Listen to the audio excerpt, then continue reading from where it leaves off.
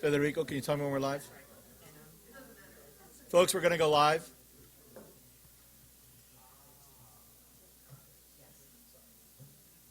We're live, man. Good morning. This is my first time as chair, so I'm learning something new. So I'm going to call this meeting to order. And welcome to those of you who are here and those folks who may be watching us from home or other places. We welcome you to this meeting of the Teaching Learning Committee. This morning we have two very important topics on our agenda. One will be looking at the 2017 PARCC results, and then also a review of the Priority and School Improvement Grant, an update of that. And then we also have some procurement items. So we are, if you're ready, we're ready to start with the PARCC results. Again, good morning, everyone. My name is Teresa Jones. I'm the Chief Achievement and Accountability Officer here at City Schools. This morning, we're going to bring to you a jointly presented update around our 2017 PARCC results on behalf of the Office of Achievement and Accountability and the academics offices. What we'd like to do is just remind you that we have provided a top-line review of these results when the data were first released. What we're sharing today is a bit of a deeper dive. And part of what we're going to do today is we're going to share with you how our results compare to some key benchmarks. We're also going to talk a bit more about what have we unpacked as it relates to not just our proficiency and our overall performance, but what does that mean in terms of student growth, which we know is a really important consideration. And then we're also going to talk about some of the analysis regarding our subgroups. And one thing I do want to point out, we consider the PARCC analysis as an ongoing effort over the course of this year. And so part of what we're going to do over the course of the next several months is also share additional updates as we continue to have dialogue with our schools around how they're experiencing the PARCC, how they're using the data, and how they are adjusting their instruction in order to create areas of improvement at an accelerated pace versus what we're seeing to date. So with that, I'm going to ask Shane Hall to get us started. He's going to provide a bit of an overview, and then we'll get into not just what the analysis shows us, but what does that mean in terms of our work here in city schools. Good morning, Commissioners. My name is Shane Hall. I am a Director of Research here at City Schools. Good morning, Janice Lane, Executive Director of Teaching and Learning. Hi, good morning, Laura O'Hanian, Director of Differentiated Learning. Right. This morning, we will present the results of the 2017 PARCC testing. We will look at the performance of the district overall in both English language arts and math. We highlight some key bullet points on this slide for you. We find that despite some improvements, especially in ELA, large performance gaps persist between city schools and the state overall. This presentation also will examine the PARCC results not only from the standpoint of absolute performance as measured by the proportion of students meeting or exceeding standards. We'll also look at student growth using student growth percentiles or SGPs, which we'll talk about later. And we also will present results disaggregated by student subgroups. This line chart displays city schools' performance in ELA from 2015 to 2017 with all tested grades, 3 through 8 and 10 and 11, rolled up into one summative score, the proportion of students meeting or exceeding expectations, again, levels 4 and 5 on the 5 performance levels. This is compared to the state, the two most demographically similar Maryland LEAs, Prince George's and Baltimore counties, and the DC public schools. We know there's been an interest on the board's part in more of a national view. What do these results look like beyond Maryland? So we included, looking at the remaining states and cities that use PARCC, we included DC because of some demographic similarities. It's also a district against which we've benchmarked ourselves on other measures, such as NAEP, for example. As you can see, we showed an improvement over the previous year after a drop from the baseline year of 2015. Part of that drop can be attributed in part to a change in assessment mode. In that baseline year, we had some grades that tested on paper, and in 2016, we went to an all computer-based assessment. So there you see the the results. And as I alluded earlier, you do see a large performance gap that persists between both our district and the state. Here we show that same summative view for math. Again, it's for city schools, the state, Prince George's and Baltimore counties, and the District of Columbia. Since 2015, you see some improvement by city schools, but again, as with ELA, there are large performance gaps with the state that remain. So overall, with these two slides, you see some small improvements at the district level in both subjects. So we might ask, at the school level, who's trending up, who's trending down? These next slides will explore that. What you see here, this is the level of change, the size of the change in proficiency rates by school. Again, these are not the proficiency rates themselves, but the percentage point change in the proportion of students meeting or exceeding expectations, levels 4 and 5, between 2015 and 2017. For reference, we point to the district's overall change over that 3-year period, and from 2015 to 2017, it's a slight decrease of less than 1 percentage point. Highlighted in blue on the right of that chart, those are the 10 schools with the highest increases in proficiency rates.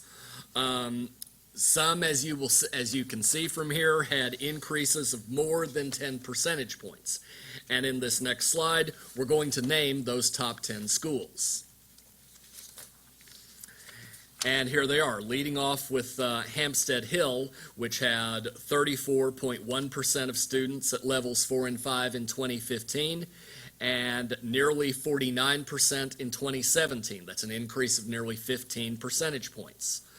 And you see other mix of schools there with, these are the schools with the 10 highest increases in the proportion of students meeting or exceeding expectations on the PARCC.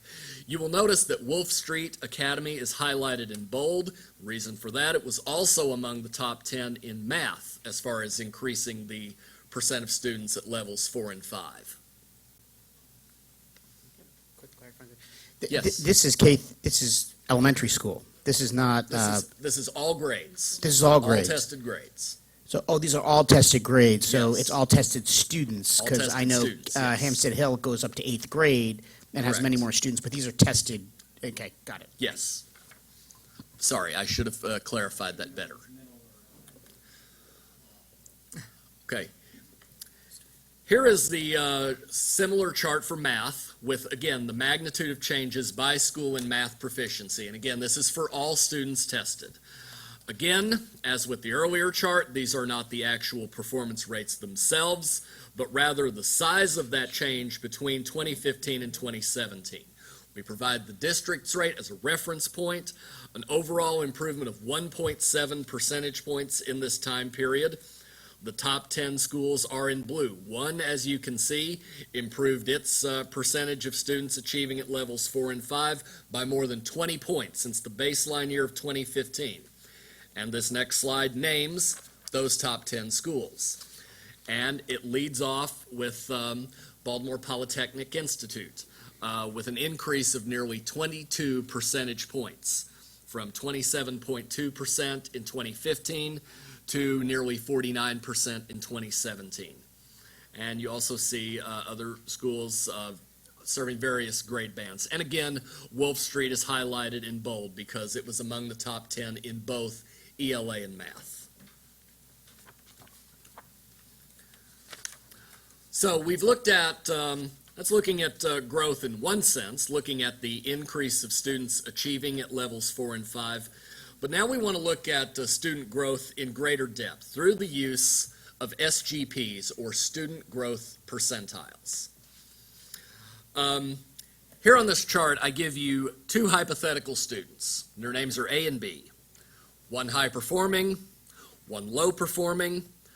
Both had 5-point improvements in their scale scores from a previous year, but both stayed at the same performance levels year to year. They were, A was level 1 in 2016 and level 1 the next year.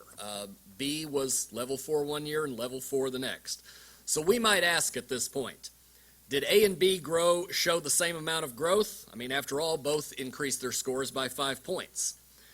Did they make progress compared to their peers? For example, was student A's 5-point increase comparable to that for other students who scored a 690 in the previous year? We answer these questions by looking at student growth percentiles, which ask, how much progress did a student make compared to students with similar prior year scores? The student growth percentile, this is kind of a one-slide primer on SGPs and what they do. An SGP measures a student's progress compared to tested peers, i.e. students with similar prior scores. These SGPs can be aggregated and a median calculated. The median SGP summarizes individual student SGPs by a school or a student group. The SGP ranges in value from 0 to 100, with typical scores ranging between 41 and 60 on most standardized tests. I give you an example here. An SGP of 60 means that a student grew more than 60% of his or her peers. A median SGP of 60 means that a group of students, or a school perhaps, on average grew more than 60% of their peers. Again, students with similar prior scores.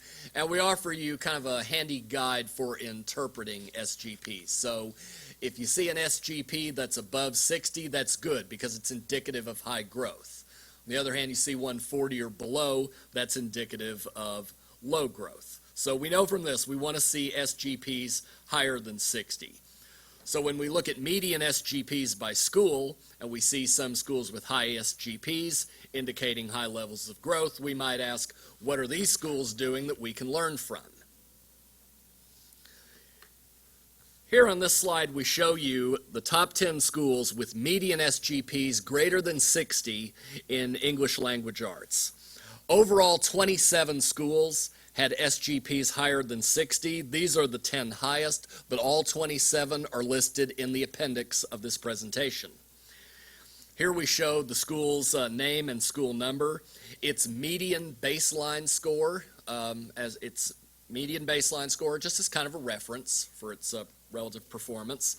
And in most cases, that baseline year will be 2015. The exception would be if a school first opened a year later.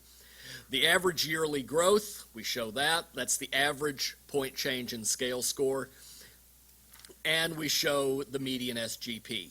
Here on this slide, they're ranging from 67 to 78, all suggesting high growth.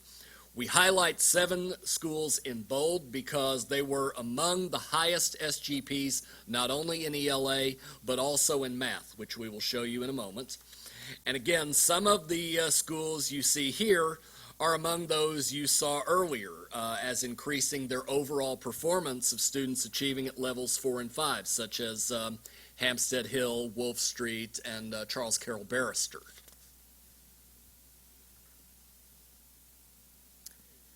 Here we have our top 10 median SGPs in math. Here they range from 66 to 82. Wolf Street Academy leading first with an SGP of 82. Remember, by our interpretation chart, an SGP over 80 can be suggestive of exceptionally high growth. And again, we highlight those in bold that were among this top 10 in both ELA and math.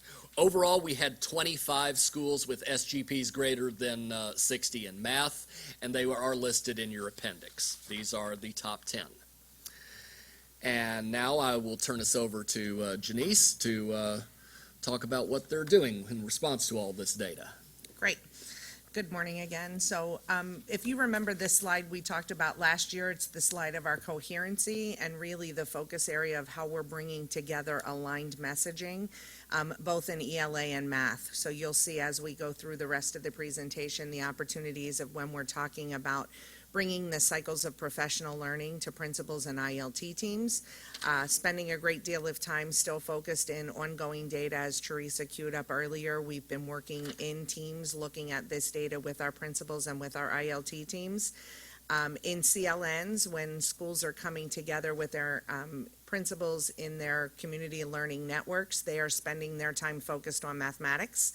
So they will be doing learning walks grounded in math and then doing practices around best practices as well as assessment data in that opportunity.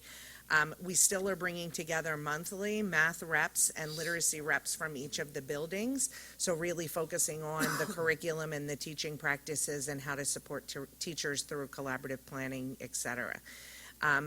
Continued looking at additional professional development opportunities. So as you know, we have systemic professional development days for teachers in all content areas.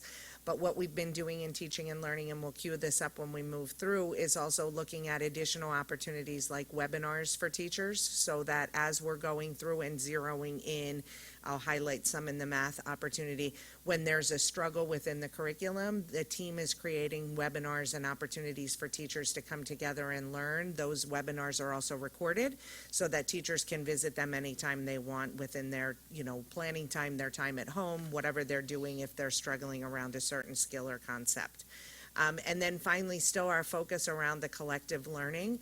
So bringing together central office staff across multiple offices within central office here to really help folks understand when we're talking about the cycles, and this year we'll look at it in a few minutes, really talking about academic discourse and writing. What does that mean across all offices? So what does that mean to college and career readiness? What does that mean to special education? And how do we differentiate based on that need? So building the collective understanding so that as we're supporting schools, there's a very clear and concise message in that work. All right, returning you briefly to the data. You earlier saw the line charts with the all grades aggregation of our performance in ELA and math compared to the state and other LEAs. You also saw from those that there are large performance gaps, often double-digit in size. This table helps unpack those a little bit, showing what those gaps look like at the grade level for each subject. Here we show for 2016 and 2017 the proportion of students meeting or exceeding expectations in ELA and math for both city schools and the state. As you can see, these performance gaps have persisted and in some cases, especially for ELA, have widened despite improvement by city schools. In math, however, some gaps have narrowed slightly, especially in grades 3, 5, and 6. There is a gap reduction in grade 8, but unfortunately it was at a grade level in which we had a significant decrease, but the state had a larger one. Part of that may be as more and more 8th grade students test in algebra, and you may have a situation where lower performing students are taking Math 8.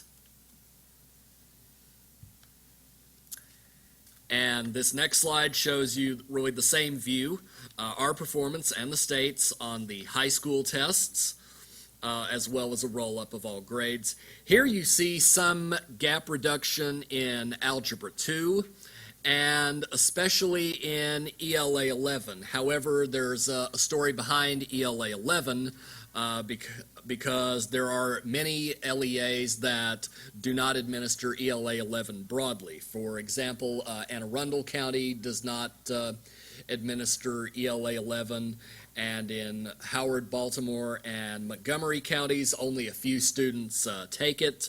The largest LEA that I found that uses ELA 11 on a broad scale as we do is Prince George's County. So just unpacking the nuance a little behind that gap closure. Thanks, Shane.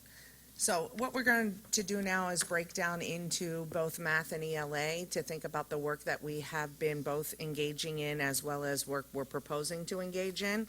So we'll follow the same format that we've done with you all before around really thinking about curriculum and resources as well as professional development and assessment within each of those blocks. So you'll see here for mathematics, we've stayed grounded in the core of the instructional work that we've done last year. So really anchoring in the task, what are we asking students to do? And then what's the integration between the content, the teacher, and the student? So you'll see here work that is identified around the shifts in mathematics. So up in the right-hand column where we're really talking about what are those curriculum shifts. And then thinking about for leadership and for teachers, what are the mathematical practices that we've been engaged in? So pieces around establishing goals, discourse, procedural fluency, et cetera. And then to the right, we'll see where we're talking with students around what are those mathematical practices around perseverance, providing evidence for their thinking in math. So staying centered as we did last year around that work. You'll remember that we spoke earlier around the identification of using Eureka mathematics in grades 1 through Algebra 2 with the goal of really looking at coherency across those grade levels. So what are our teachers teaching? What do the tasks look like? And how does that cycle build up from the youngest learners up through Algebra 2?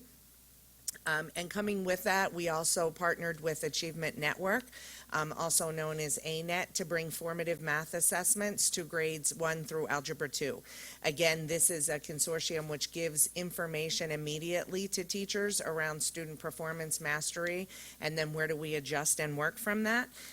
We're also partnering with ANET to help with the professional development with grade level teachers. So they were here at our last systemic PD where they actually went through and teachers had a session to actually learn deeper about the assessment and what the assessment guidelines look like and what the data from that gives them. They are also partnering with us to support 20 Schools Intensely, where they're doing some coaching that we're learning from to replicate across the district.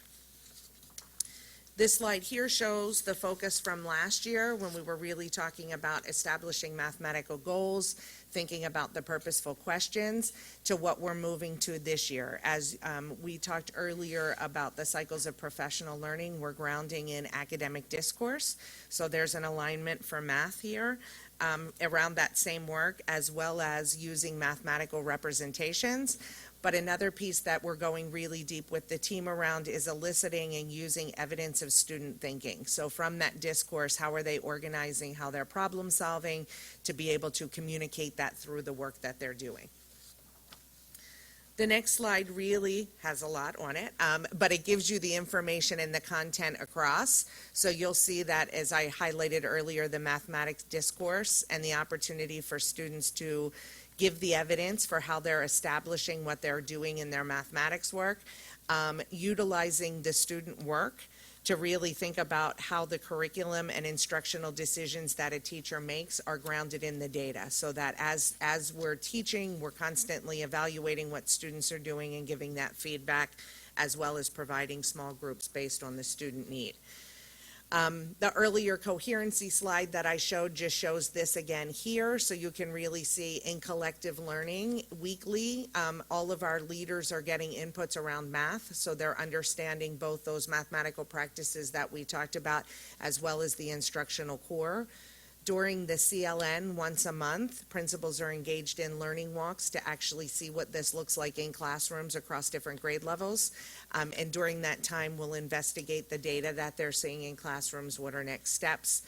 In the math reps, they are, again, providing different opportunities for what does this look like in collaborative planning. So what are the tools and resources that are available for teachers?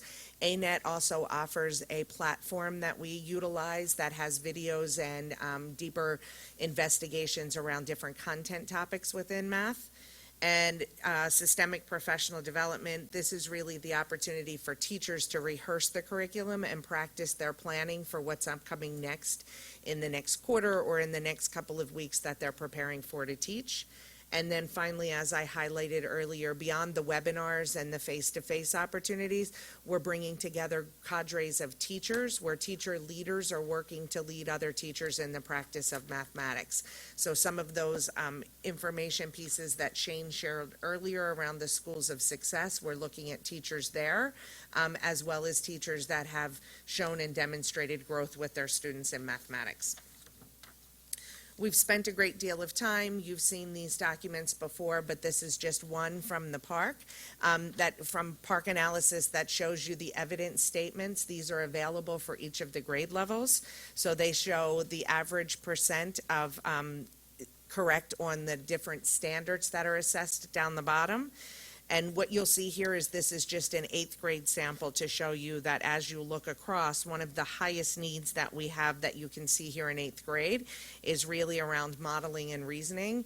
That also is a trend that happens across the grade levels. So we'll talk about that as we continue to look at the next couple of slides. Really what's happening with that is using those evidence statements so that schools can drill down to teacher level, to student level, to really understand what their data means to them in their school building. So you'll look at, we've been working with ILTs and math reps around these statement analysis documents, as well as the evidence statement tables, which does a little bit more breakdown to give you what does that table on the left actually mean, what is the content built around that. And then you'll see at the bottom, finally, for teachers, the curriculum documents that associate with that. So if they find students struggling in X, they can look at their acceleration guides that have been created to really help them know what to do in small group. So these documents and resources really are utilized at all levels. So we want to make sure that ILTs have the documents available to them, that they understand how they connect to the content, and then that teachers see that connection within the curriculum and the decision-making that they have. You can see that's at a higher level, so we can also do analysis around the domain level. The domain gives us a different lens, so it kind of categorizes the pieces together. So you can see the way they're grouped here is that they are used to both inform curriculum decisions, resource decisions, and professional development. So again, this is that grade 8 domain analysis where you can see the areas where we fell short, but again, notice that modeling and reasoning is really a spot that jumps out across grade 8. So what are our students struggling with, and how does that build into their reasoning and their thinking as they're giving examples? And then even deeper, we can do the dive around the cluster analysis, which again breaks down a little deeper. So we can see here down the left, you have the domain side, in the middle is the cluster, and then again shows the performance here. So this gives us the opportunity to look at things like you can highlight and look here to see that solving real world problems has been an ongoing struggle for grade 8. So this is something that a webinar was developed around. This is something that they focused on last week when we had systemic professional development to really look at where in the curriculum do we have these opportunities, and also where are teachers making decisions about where they need to pool small groups, look at foundational skills while still teaching the core content to the grade levels. And so this is just another analysis to show you the cluster level. Once you have the information, how this can be organized across. And it can show where students are struggling. It can also show the foundational numeracy skills, as well as looking at the reasoning and application, or that modeling piece again. So you'll find a similar structure here with ELA, finding that same piece that you'll remember we talked closely about close reading last year. We spent a great deal of time engaged in complex text and task, really thinking about worthy passages or those tasks, as well as text-dependent questions. We looked at features of close reading and the opportunity for repeated reading. This year, our cycle is a build onto that. So we want to make sure that schools and teachers feel that cohesion in the work that we're doing. We're not leaving cycle 1, but what are we doing in cycle 2 to enhance that? So we're strengthening academic reading in order to prepare and develop coherent written evidence-based arguments and communicate with academic discourse with confidence and conviction. So this opportunity of how do you use academic discourse and talk as a rehearsal for writing, and then how do you actually get to the writing that's going to build us to that 3-year academic goal. So you'll see we're spending a great deal of time around academic discourse. Really important for folks to understand that discourse isn't just talk, right? So that we're not just asking students to turn and talk, but in discourse, we're asking them to push on colleagues, we're asking them to collaborate, we're asking them to clarify one another, to build on to understanding, and always going back to the grounding of the text and the evidence from which they're engaged in. We're thinking and been working with them around effective conversation. So what does that mean? You have to have a topic that's worthy of attention to have those conversations, and students have an equal access to get into that work.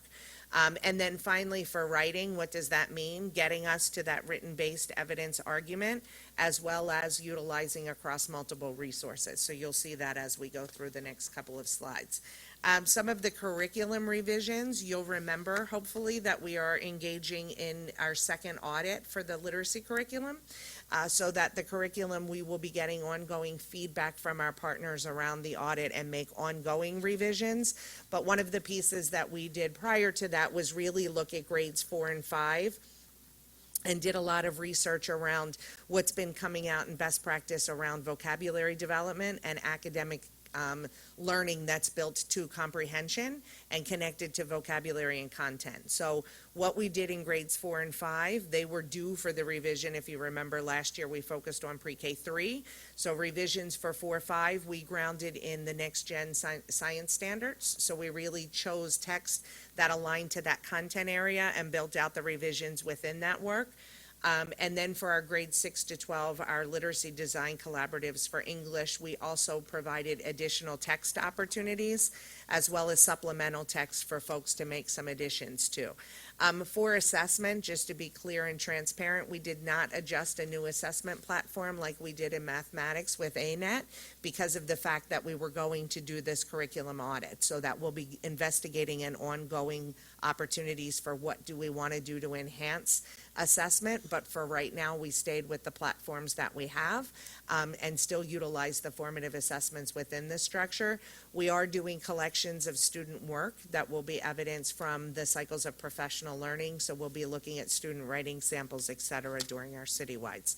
Also looking at what does that look like for our earliest grades. So we'll be looking at the rubrics that are connected, and all of this work is in alignment to the blueprint work that's been outlined. So how are we developing the goals for those readers and writers? And then finally, you'll see a slide very similar here to what we talked about in mathematics, that for the content, we will be looking at that academic discourse, both in spoken word as well as in writing. Collecting student work samples to inform decision-making that's happening. So we'll be utilizing all of the data that we have. So our iReady resources, our Amplify reading resources, student writing, as well as the PARCC analysis that's ongoing. As we're doing that work, collective learning will continue to be a foundational place where we will be working to look at what does this look like in every single classroom. So when we mean academic discourse, what does that mean in a science classroom? What does that mean in an arts classroom? What does that mean across the district, across all grade levels? That is the focus that we are spending our time in citywides, both with ILT, instructional leadership team members and principals, ongoing to take a look at. You'll see that same cadence that I talked about in mathematics, that for reps, we'll be talking closer around what does that mean for collaborative planning and coaching conversations in classrooms. And then when we get to systemic PD, actually digging into the curriculum with teachers. The same that I talked about earlier is also happening in ELA. They've been using webinars as an ongoing resource that has gotten great feedback from teachers around the opportunity to network with colleagues while they're in their building, so they can utilize those resources during collaborative planning, or they can use them independently, that perhaps if they want to polish up on something like foundations or core skills around decoding and phonics and phonemic awareness, they can go into a webinar and take a look at that. Still building our pedagogical understanding and the content development of what does it mean to look across all grade levels, across all content areas. And again, what that means is and aligned, to the blueprint priorities. So really thinking about how do we bring this work to all of our students and build that conviction and ownership across the work. And finally, here you'll see a slide. We've been in partnership with MSDE doing some analysis along with OAA deeply around the work from PARCC. And just this is one sample slide that really shows the breakdown. You can see when you look at the chart at the top, if you focus on RH and RST, really thinking about literacy and history and literacy and science and the technical subjects, you can see the build up that happens across grade levels. So as we're working in professional development, as we're working in curriculum, what does that look like for our teachers, and what does that look like in curriculum for ongoing resource support? The chart on the bottom shows a breakdown of how the standards are assessed. So you'll see, if you remember in the anchor standards in literacy, they come in 3 chunks. You'll see that the I guess that's a butter color maybe, is the key ideas and details, and the buttercup color is the craft and structure, and then finally the blue color around integrating knowledge and ideas. So you can see the balance of where students are assessed. If you notice, the key ideas and details are places where we spent the leverage time last year, really both first sets, around the close reading aspect. So thinking about how do you provide evidence for your thinking, how do you look at words and phrases within text, how do you look at chunks within that craft and structure, and those are places that we did see gains across different grade levels. So what's that build and what's that alignment around that? So this next piece for us is really thinking about, as I said, how do we take that work that we've built on and now move to the work around the academic discourse within writing. So similarly, you'll see here another evidence statement. This is a grade 3 example. And one of the pieces here that you'll see that is just a highlight again in working with lit reps and working with teachers to make sure they're aware of what the data is actually telling them. This is a spot where you can see a real struggle with describing the relationship between a series of events. Not just events, but historical events, events grounded in science and technical subjects or procedural information, and how do you use language to pertain to time or sequence of effect within this work. So you can see the level of detail that you can get down to for teachers. And then also you'll see here the standards analysis, which is connected back again for third grade. So if you look at the top across here, you'll see that both what MSDE did in this analysis was chunk that the reading language and the reading for informational text happens quite a bit. So they did an analysis across both that you'll see that's where our struggle is with our students here in grade 3. So students being able to look at point of view and really compare their own point of view to the point of view of author or of the text, thinking about using information from the text, such as illustrations, tables, graphs, to make meaning of what they're understanding, thinking about logical sequence, again, connected to what we talked about earlier. Do they understand how text is organized by chunks? And in those chunks, does the paragraph have a flow or a meaning or a purpose? And then finally, the comparison and contrasting across multiple texts. That's the piece that you see up here up top. If we're looking at two texts around similar topics, the same topic, how are we tracking and holding those key details or summaries across multiple texts? And so now we're going to do a little bit of analysis around the subgroups. For this last section, we will take those district level results you saw and break them down by some student subgroups. Here we show line charts showing overall performance in ELA. This is for all students and grades tested in ELA by many of our subgroups, including our largest racial and ethnic groups, English learners, and students with disabilities.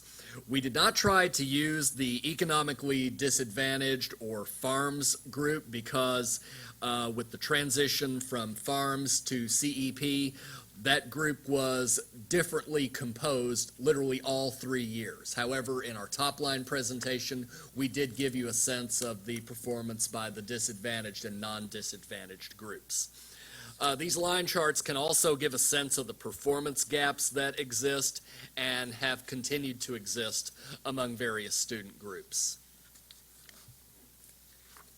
Here we give you the same view for math, again by all grades and by those same student subgroups.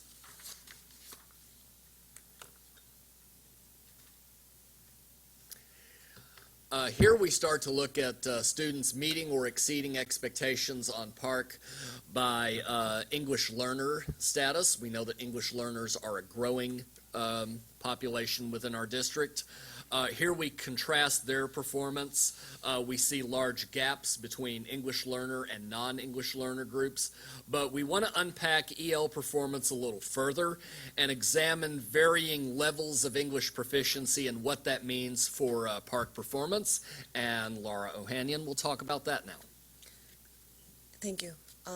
So right now what you're seeing here is an interesting, I think, breakdown of the English learner population by proficiency level, below 3.5 being the lowest proficiency and above 4.5 being qualifying for exit. And as you can see, as students gain language proficiency, they improve in their performance as compared to their peers, and sometimes outperforming their native speaking peers. This is that same breakdown for English 10 and 11 and Algebra 1 and 2. And you can see with the Algebra 1 and 2 that the students are outperforming their native speaking peers once they are at proficiency.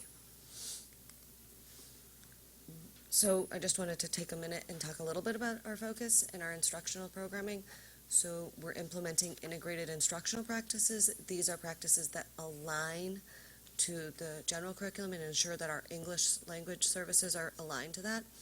We provide ongoing curriculum updates and align with the literacy curriculum. This is a huge focus for us. Focus on secondary programming. If you remember from our previous updates, secondary is our fastest growing population within English learners, and we have a lot of students with interrupted formal schooling in that population, so we're focused on that. Supplemental instructional materials for schools and students and teachers.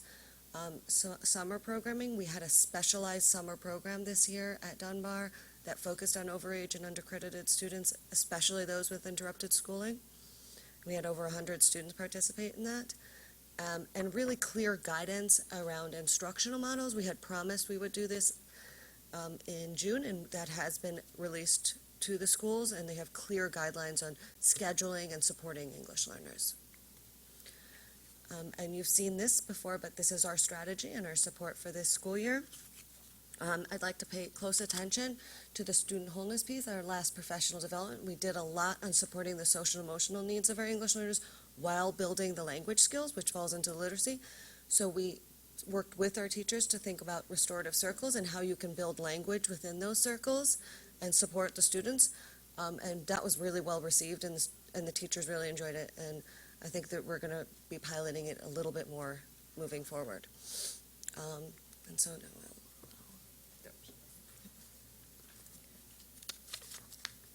Next, we're looking at the subgroup of students with disabilities, primarily students that are receiving special education services.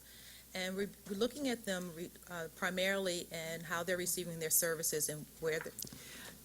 Would you just introduce yourself Oh, I'm so sorry. everyone will know who's I'm speaking? sorry, Thanks. Deborah Brooks, Executive Director of Special Education. And so we're primarily looking at where they're receiving their services in their least restrictive environment, LRE A, B, and C. And I circled those LREs because that's the data that we'll be focusing on. And so LRE A is for those students that are receiving their special education and related services inside the general education classroom 80% or more.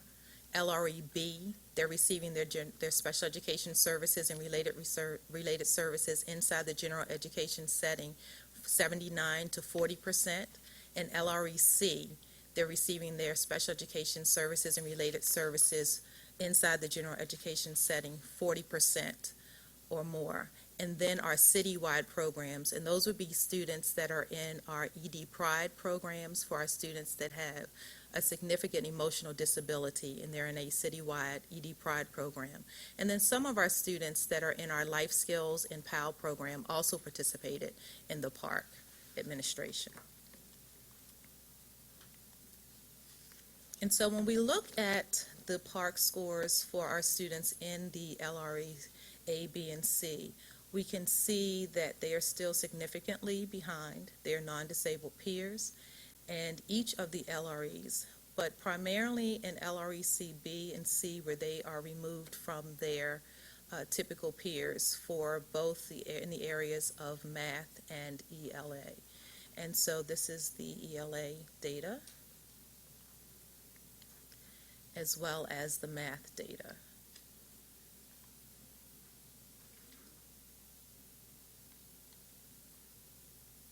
And the Algebra 1 and 2 and ELA 10 and 11. And as what we begin to see is as the students are progressing into the higher grades, the LREs begin to receive more of their services in LRE A and B. And more of the students that are receiving their services in LRE C would be those students that are in those citywide programs. And so some of the supports that we have put in place, more intensive supports, is to ensure that all students have access to grade level standards, regardless of where they're receiving their services. We're making sure that we're providing intensive professional development for not just our general education teachers, but also our special education teachers, and working very closely with our teaching and learning partners to ensure that all special educators are receiving that same type of professional development so that all students are receiving that rigorous instruction. We're providing specialized instruction to address students' IEPs. The implementation of accommodations, modifications, and supplementary aids and services for our students so that they're on an equal playing field with their typical peers, and providing continuous academic and related services identified via the extended school year, both throughout the summer and whenever there are any breaks for throughout the school year, so those services can be continued. And so for next steps, part of the work that Teresa queued up earlier is the ongoing analysis of the work that we're doing and that our schools are doing. So really looking deeply now around what students are moving and how and why are they moving. So spending time for teams to do learning walks in buildings, talk to those school leaders, talk to the instructional leadership teams to study the practices they're doing that can inform curriculum and PD across the district. So again, if there are best practices where we see certain schools really moving an EL population, for example, there could be an opportunity for other teachers to visit that classroom, for us to use that classroom as a webinar to highlight or to actually utilize that teacher in part of our professional learning community PD. And really being able to allow leaders, both teacher leaders, principals, to take on some of that work for us to learn from. Commissioners, if I could jump in for a second. I've been quiet throughout all of the presentation. When we were at Citywides, we always talk with our leaders around working, being urgent, having focus, and taking ownership. And then when I look at this data, and we've done a lot of analysis of this in review, and thinking about the slight growth that we made around ELA and being relatively flat in math, quite frankly, we have to get better. But at the same time, there are things here that we could build off of, and we've done a lot of analysis even beyond what you all have seen today, and I'm really excited about how our math and lit teams are actually moving beyond the quantitative data and getting into schools now and trying to understand why things are happening, why schools are growing, why schools are not growing, and then what does that mean for our professional development, what does that mean for our curriculum, what does that mean for our support. And one of the things that just stood out, especially at the end of the presentation there, looking at our subgroups and thinking about how close we are in certain areas to the state of Maryland. And we just have to do a better job and focus on our subgroups, and especially our students with disabilities. If we can move them, we will catch the state very quickly. Thank you. Yeah.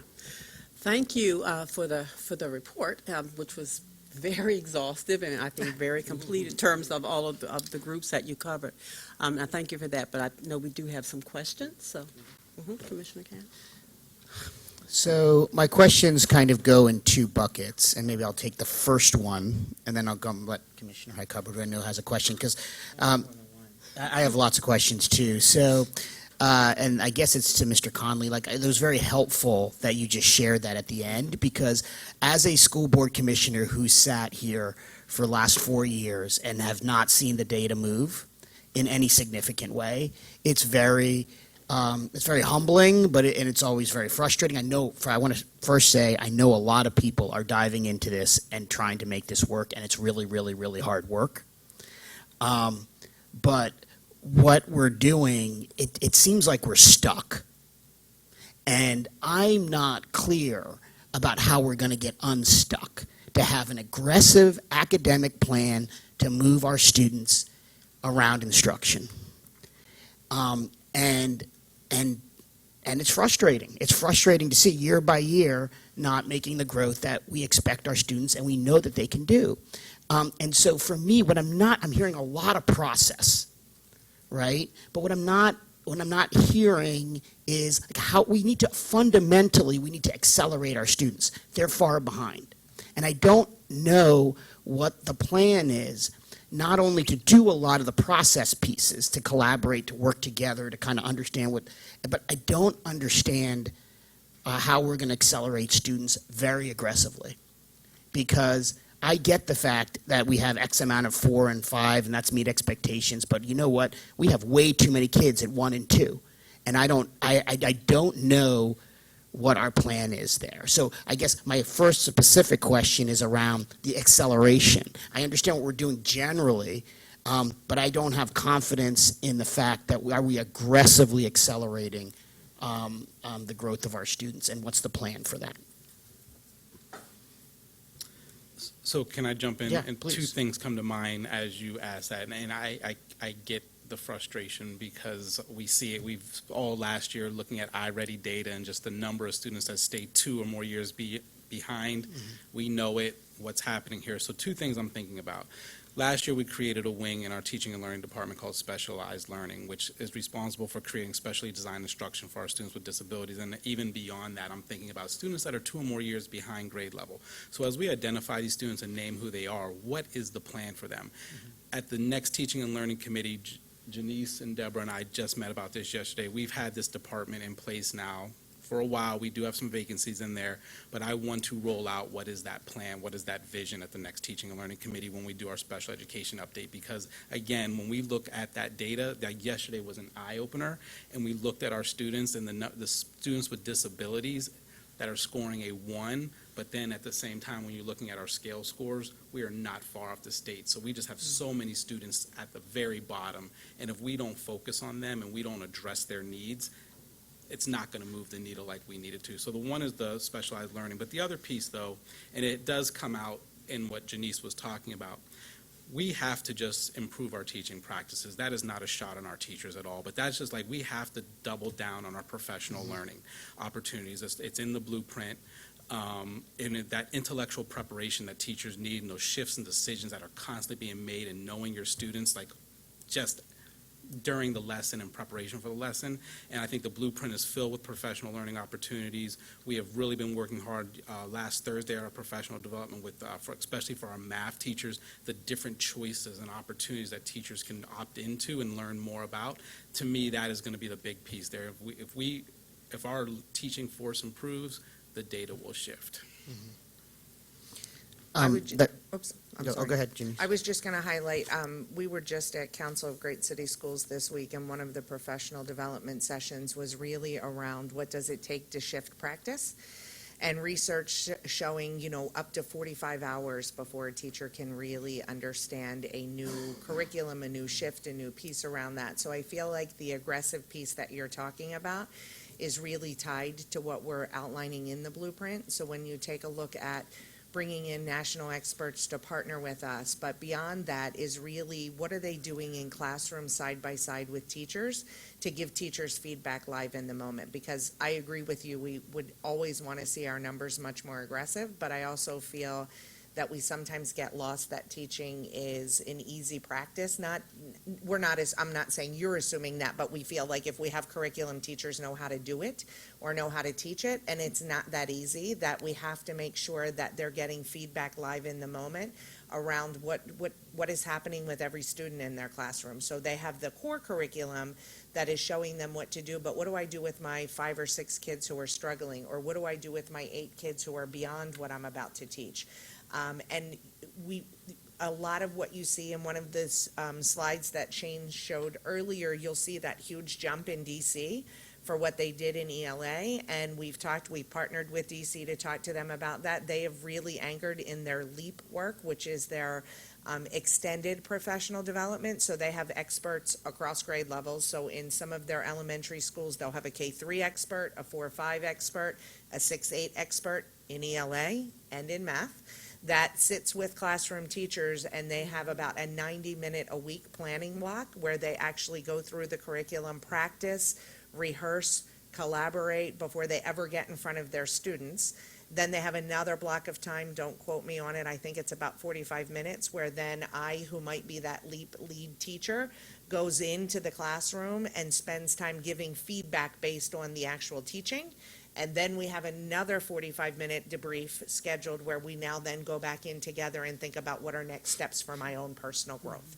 And so the level of depth of what a teacher needs to be able to be supported in that continuum across all the needs that our students have, which I think in the blueprint is really a great opportunity to how do we integrate that? So we're not just thinking about the academic work, but what are the social and emotional needs that need to come into that work? And then what's the leadership action on the teacher's behalf, as well as the ILT, the principal, et cetera, to bring that work to depth. So I feel like absolutely, we would love to do that. I would love to see us be able to do that in every single classroom. So how are we doing that in differentiated ways that are getting us to that level of expertise of teaching both the content, the pedagogy, and the understanding around the data to get us to that level? And again, what we're doing is learning from those practices, A, from the schools that are already doing it here in the district successfully, because we do have those schools. B, those schools that in the blueprint are being identified as intensified learning sites, and that we'll be spending a great deal of time learning from them, replicating that work, having other schools visit, and also within mathematics in that partnership with ANET, where we're looking at those 20 schools that we'll be learning from as well. I do have a follow-up question, but so to me, it goes back to the acceleration and the goal setting, and this really does have to differentiate by the teacher, by the classroom, by the school, and so that's another thing I just don't like. How are we goal setting with our principals and their leadership teams? Because at the end of the day, I'm not expecting everyone to be at 4 and 5, but I want to know what their targets are per school and what their reach targets are. And then how are we moving towards it? And what's their plan that's associated with that? So could you, Sean, just talk a little bit, Mr. Conley, talk a little bit more about how do they, because we get all this information, there's all this professional development, but I don't know how this is playing out in a rigorous instructional plan for each school. That focuses on growth, not just the 4s and 5s. So our chief of schools, John Davis, he's working with the ILEDs and principals, and they have to make PARCC goals, 2 PARCC goals for this upcoming school year that they will be measuring and monitoring throughout the school year. And then we also have our school performance plan, which also has achievement goals, climate goals, attendance goals, and things like that, which the ILEDs are monitoring and supporting and coaching principals throughout the year as well. Do you want to add anything about the SPP? Just to note, in terms of the SPP going forward, part of the work now is also to integrate what does that mean in the context of the blueprint, and us really thinking about, like, do we need to think about the goals perhaps a little differently? So, for example, when we talk about student, wholeness, what does that mean, and are there things that we haven't looked at in the past that we want to keep on the radar? But it's all a part of this ongoing process now, and looking at the data, how do we create goals, to your point, that don't just look at proficiency, but also look at growth, because that hasn't been as much of a focus in the past, and how we've articulated the academic goals that were reflected in the SPP. And then are the SPP plans public? Is that something that Yes. that we publish? Okay. Yes. Commissioner Highcover? Thanks, Commissioner Cannon. You asked half my questions. And I appreciate your response about the teacher, the data pieces. I wrote it down. How do we know it's working in classrooms? So I appreciate the detailed response, Janice. Just one functional question. On the 8th grade test versus algebra, if the 8th graders, if they are taking algebra, they don't take the 8th grade test? Is it what? I just want to know sort of literally functionally what happens there. They take the test that's aligned to the course that they complete. So in Okay. that case, they would take the Algebra 1 PARCC, they wouldn't take the 8th grade PARCC. So all 7th graders take the 7th grade test. That's Once correct. you get to 8th grade, if you're taking algebra, you take algebra. That's correct. And 8th, okay. That's right. And that would also partially explain a dip in our 8th grade scores. That's exactly right. Because the 7th graders are splitting apart from, That's correct. Algebra And it 1. also impacts the Algebra 1 score, so it's yeah, on both sides. thank you. I just wanted to sort of understand what I was reading. Okay. I would love, and I hate to ask for more work, but at some point, I would love to see the PARCC scores unpacked by race with the state versus the city. We have ours unpacked. I'd love to see us compare, sort of equity conversation, right? I want to see what we're doing, unpacked by subgroup, to understand how we fare against the state in that area. Not in a rush, no urgency. I just would like to know how we're doing in that area. I've heard Dr. S. talked a couple times about how, compared to Baltimore County or compared to others, we might be doing better by race or by subgroup than other counties. So I just would like to know that for context. Last question. You mentioned the writing enhancement on slide 27, and Dr. S. during the blueprint showed that great video of the kids' blueprint launch of doing that writing sample in 2nd grade, and we had the writing sample and everybody had to guess what grade they were.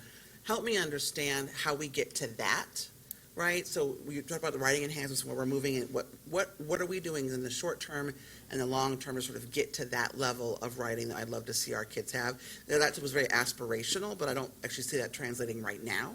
And maybe it is in some classrooms, and I don't know that, so help me understand that. And then you mentioned research on vocabulary development. I am not a curriculum expert. I would love to know what that research is, so that's, talk about the new vocabulary development. If you Sure, could. absolutely. Let me just make a quick note. So first, for the piece around the writing, I think what we are working very diligently around is helping students organize their thinking into deeper context of writing. So you actually connected both of those pieces, the vocabulary development around content. So the research around the work is showing that students, especially in urban settings, who don't come from, 52 field trips over the summer or other additional opportunities that are happening, that students, we for so long worried about giving them the background knowledge before they got into an activity, where the research is showing that we need to make sure that students have cyclical content exposure across grade levels to help build that up, so that all students are at the same, back to that equity conversation, all students are back to that access of a level playing field. So, if you start talking about earth space in kindergarten, what does that build up look like in first grade? How does it cycle into second grade? And all of that research connecting to the comprehension that students have, as well as the wherewithal for the writing of topics around research. So you could see when you talk about the piece that you do, which was an excerpt for people who are listening from Expeditionary Learning, that you can look at their website and see an actual activity of second graders where they spent over a quarter of time researching snakes and doing readings around snakes, pulling information, pulling in the science area around the work around the content knowledge within that, and then students actually creating writing samples at a very rigorous level, and then also producing them, so sharing the speaking and listening work around that. So what we're doing currently around that work is the build up to get there. So I think what you'll see is, as we've been doing the close reading, paying attention to details, looking at other folks' work, how are we learning and investigating content within various aspects of the work, so the balance across both the literary piece, but a lot of informational text reading with our students. And we've always been built into cycles. Our cycles are not as long as those cycles that showed that for the writing, but really helping our students develop their voice in having something valuable to say in their writing, which they all do. So now what we're doing is really helping our teachers organize the systems and structures within their day to allow students the opportunity to not just write. So many years we've spent in journal writing, for example, and students write, and they come in every day and they write, and they come in the next day and they write, and they come in the next day and they write, and if there's no instruction tied to that, the writing's never going to change. right. So you can have a journal from the start of third grade to the end of third grade, that's Exactly the beautiful writing, but it hasn't changed anything academically. So part of this work around what Commissioner Canham was talking about grounding in the rigor, is really helping our teachers understand the standards, not just what do they mean, but what do they look like in practice at grade levels, and what do they look like for the standard expectation. So as I said, we've been talking about academic discourse. We met with our principals in October. We'll meet with them again in November, and really think about what does that look like in every classroom connected to writing, so that it is a rehearsal to get you to writing. So if I'm having academic discourse and Shane and I read the same text, and we're coming and we're talking about a response to a text, I'm going to grow as a thinker because of the information Shane gave me. So based on what we do within that collaboration, what does that move to look like in writing? So in December, what we'll be doing is we'll actually be spending our citywide time in schools looking at writing, collecting samples from classrooms across the district. So last year, I want to say, Sean, you can correct me if I'm wrong, I think we were in 16 sites when we did school-based work for citywide.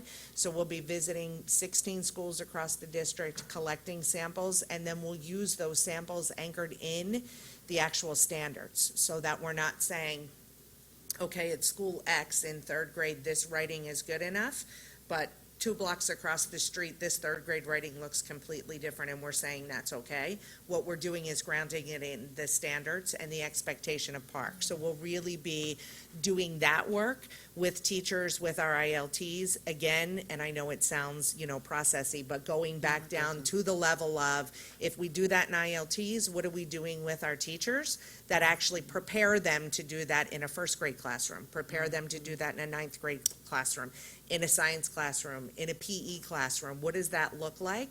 And then also supporting the collaborative planning around that work. So really trying to build that cohesive coherency to get to that work, but we're also trying to support the development of our students to get that writing voice. So we want to make sure that as they're writing, they're growing as writers, so they're pulling context from and evidence from what they're reading. They're also then doing peer edits and reviews where teachers are giving feedback as well that drives to the next level.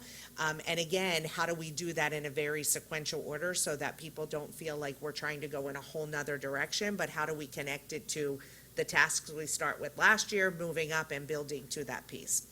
And of course, highlighting schools that are doing it really well. And that does not sound processy, it sounds thoughtful, so thank you. Sure. If I could add another layer to that, all that Janice has talked about and we have talked about, we have put a lot of time, energy, and effort into the cycles of professional learning, and we've gotten a lot of really good feedback from schools as well as outside organizations. The Council of Great City Schools was here last year, and I was just talking to Allison about this yesterday and Dr. Santelises last week, is one of the things that we have to, I think, tap into is we mentioned DC on our slides up there as we're comparing ourselves to them. There's been a lot of good work out of DC, and we have our Chief of Schools, John Davis, here.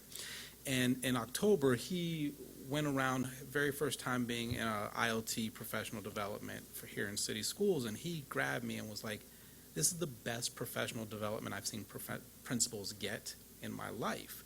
So then it begs the question of, well, when we're going into schools, why don't we see this more consistently? So in December 6th, we have Critical Friends coming here to Baltimore with Dr. Santelises, the superintendent of Cleveland, I believe his name is Eric Gordon, other superintendents from around the country that Dr. Santelises works very closely with, and that is our problem of practice. If we really believe strongly in what we're doing around the cycles and the different professional learning opportunities that we are creating for our leaders and for our teachers, where can we improve as a district to ensure that this is getting all the way into our teachers in the classroom? So I hear the processy point. I think that there's some really good things happening, but I think we have to do better and figure out why or how to get it to the teachers for our students. Does that make sense? No, I think that's right, and I think that, there is no question that the unit of change for us is the schools, and that those instructional leadership teams are the teams that we need to be able to bring this, to scale it, we need them to be able to bring the learning back to their schools.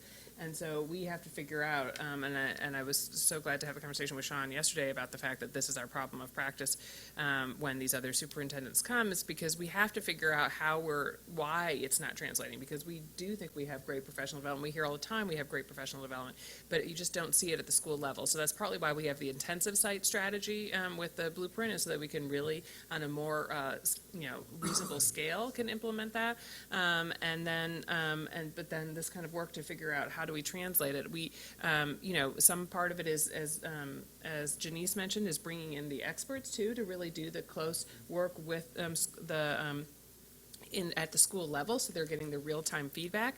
But over time, we have to build the capacity of those instructional leadership teams to actually be the instructional leaders for their schools and keep moving the work forward at that level, or we're never going to affect it at a scale. And so that is the real work of developing expertise that we are embarking on, and I think taking seriously. And I think with some of the experts we're bringing in, including this week, we have one of the people from Ben Jensen's team coming from Australia to work with us to see our schools on Wednesday.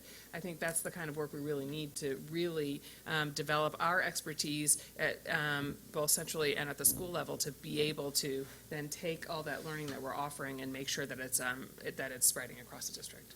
I really appreciate this conversation right now, because I think we're going a different place than we ever have been before, right? We've had curricular audits, we've had sort of let's revise our PD, but now we're at a place where we're sort of saying we understand sort of what our issue is, now let's figure out how to fix it. So I really appreciate the thoughtfulness around this right now. And Commissioner Hubbard, if I can add just for your second part of your question that I kind of embedded in that, but if you want to take a look at a website or any of the public does, Knowledge Matters is a great resource. I think it's knowledgematters.org that shows the research and some of those experts that we just talked about. So Nell Duke's research within that work, Edie Hirsch's work, Lisa Hansel, really bringing together where the social studies and science balance matters and what that means for comprehension. So I just wanted to mention that. I want to thank everybody, but we do need we have a couple of other items. I think the plus is that we started this conversation by saying that we were going to have analysis throughout the year. And so I think some of the things that we brought out here at the end in terms of what specific things are happening that are helping us to ensure that what we've learned is going beyond the great professional development, but actually into the practice in the classroom. So we can focus on that as we continue the analysis. But thank you, everyone. Thank you. We are going to, well, we're really partially a part of what we're doing in terms of as we look at the priority and school improvement, because we just mentioned that that was one of the ways that we're going to be taking a look at some of our practices and strategies in a more contained group.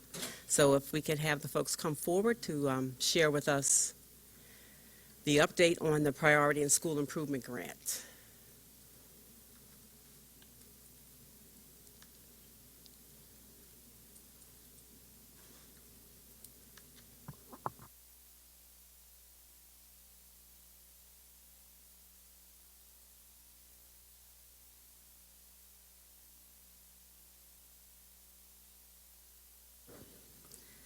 Good morning. Thank you. My name is Casey Mengel. I'm the Special Assistant to the Chief Academic Officer. I'm Mark Martin. I don't know how to use a mic. I am Mark Martin. I'm the principal at the Commodore John Rogers School. So today, between Mark and myself, we'll give a brief update on the turnaround priority schools work, as well as on the 100% project. So just as a reminder of exactly who is identified as a priority school, priority schools are those that are the lowest performing 5% of all Title I schools and or have graduation rates below 67%, or are schools that receive Title I school improvement funds under Section 1003G, the SIG funds. For city schools, we have a total of 20 schools that fall into this category. It's actually 87% of all of those that the state identified in general. So 20 schools, 12 elementary, 8 secondary, 5 of which fall underneath that SIG school improvement grant category. So briefly, just for an update on the strategy for turnaround, we had presented the strategy back in the summer. So I think what we really want to spend our time focusing on is less a review of the strategy and more of its clear alignment with the blueprint.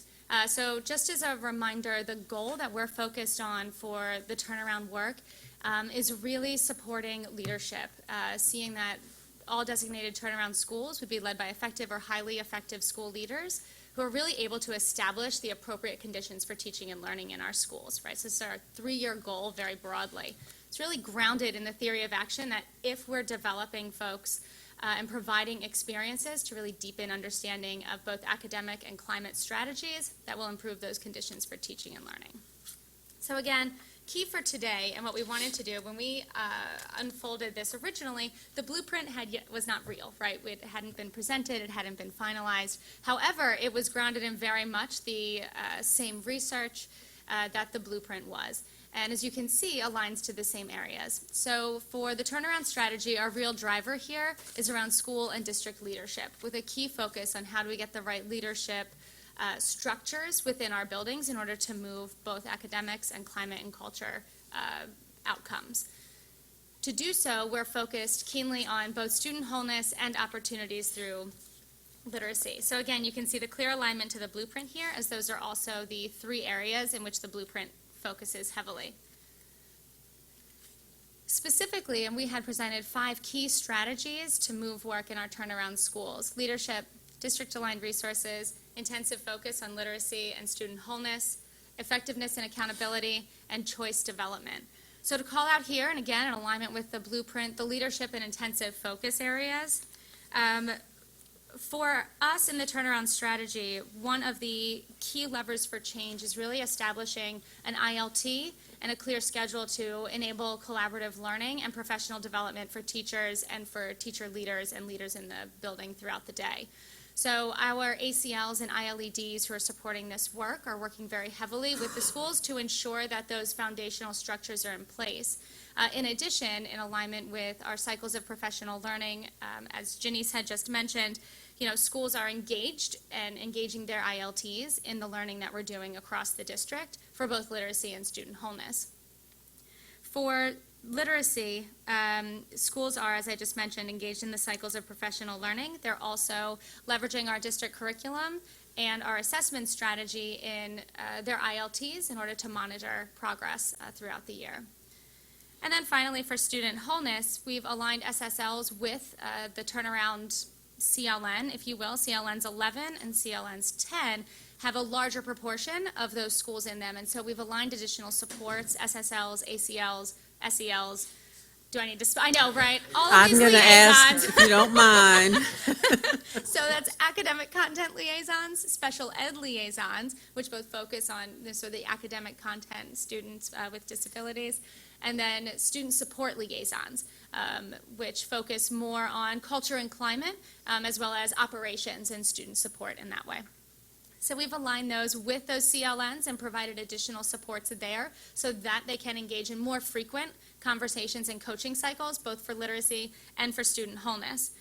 Coming up this week, sort of fun little side note here, around Student Wholeness CASTLE, which is an organization that we approved through the board last week to really support our blueprint work in alignment with student wholeness, does their CELRIA, their social emotional learning site visit, on Wednesday and Thursday of this week, and we'll actually be visiting two of our priority schools, Ben Franklin and Frederick Douglass High School, as part of that visit. So that should be interesting for them.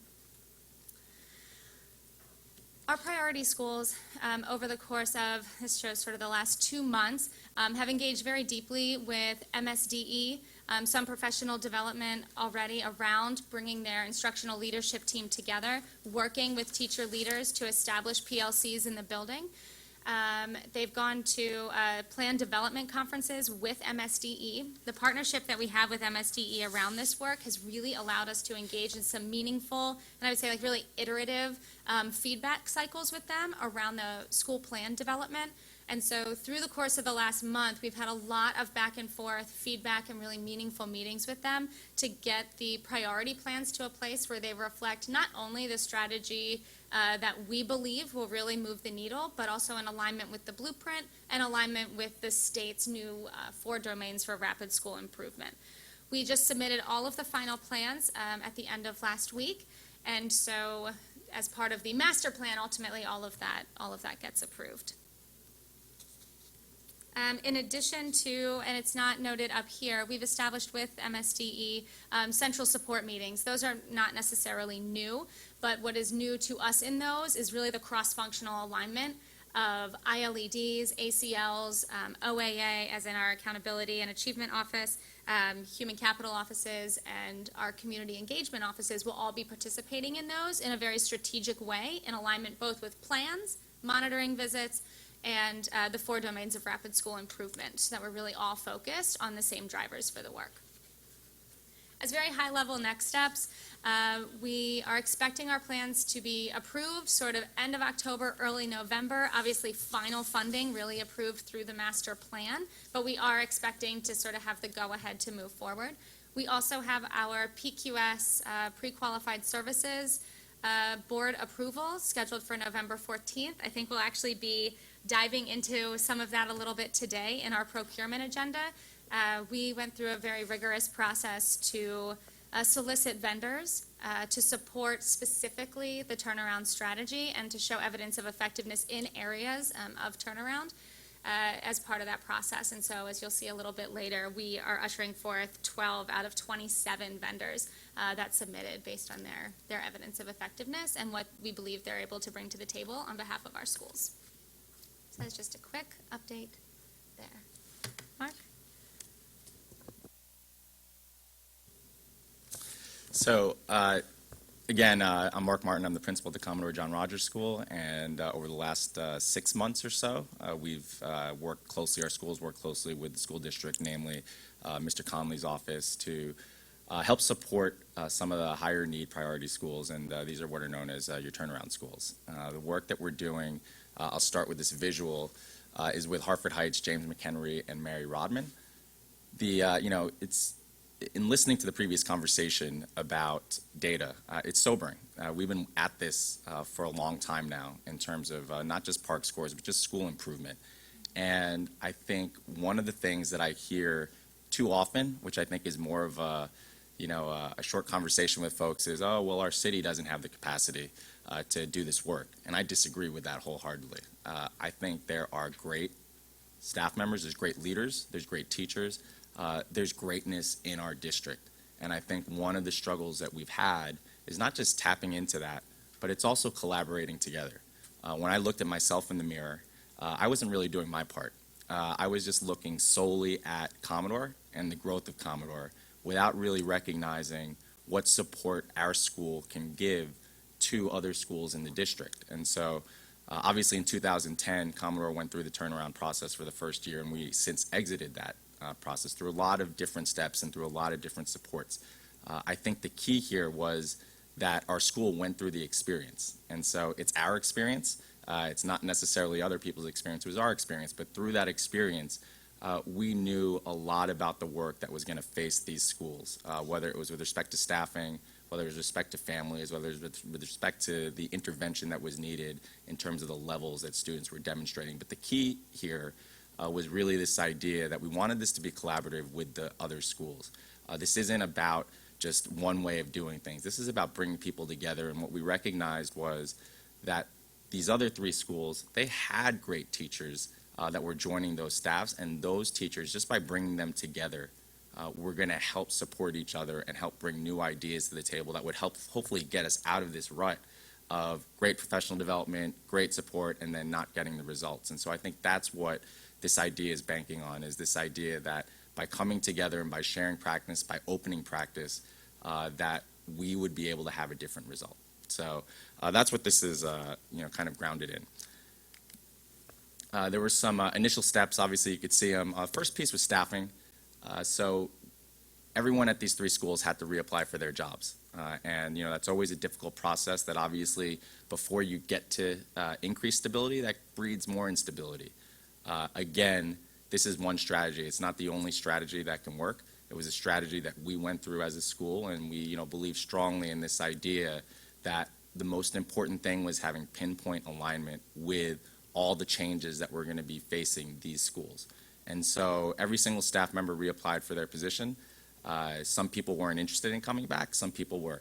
The district, through the support of the district, a district team came in. We interviewed all teachers. We observed all teachers. We looked at previous data, whether it was their movement of previous children, and also some observation results and all of those things that would really matter in terms of what makes a great staff. After we went through that process, then we opened it up to other teachers in the district, and we were really recruiting for people that weren't just effective and that demonstrated effectiveness, but really wanted to be here.